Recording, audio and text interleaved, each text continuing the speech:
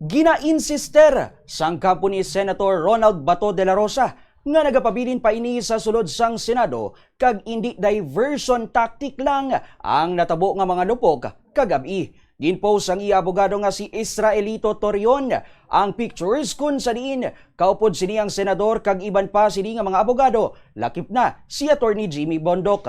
Ginpakita man sini sa Bomb Radio Philippines ang amo nga mga picture. 13 minutes ang nakaligad sa alas 11 kagabi. Nakitan man si De La Rosa nga nagapangamusta sa isa ka police officer antes ginapahayag nga nagkadto sa opisina ni Senate President Alan Peter Cayetano. Sa office niya. Matagal kami sa office niya.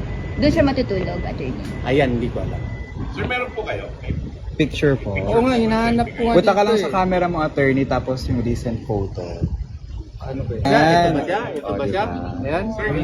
That's as of 12:30 and 12:13 a.m.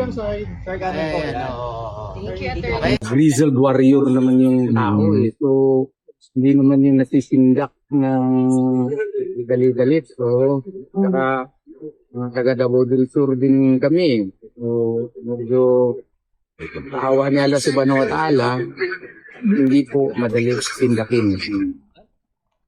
Si Attorney Israelito Torion, antes ang mataas nga tensyon kagabi, nakaapilar pa si De La Rosa sa iyang supporters nga magtipon sa sagwa sang Senado agod nga magpatigayon sang prayer rally para sa iya. Ginpangabay sini sa mga Pilipino nga hindi pagtugutan nga may isa na naman ka Pilipino nga dalon sa ICC sa daig kasunod sa pagdakop kay former President Rodrigo Duterte. Meron po tayong natanggap na impormasyon na pagkatapos sa aming session itong araw na ito, meron na po mga operatiba ng NBI at ng CIDG ang pupunta dito para ako'y arestuhin.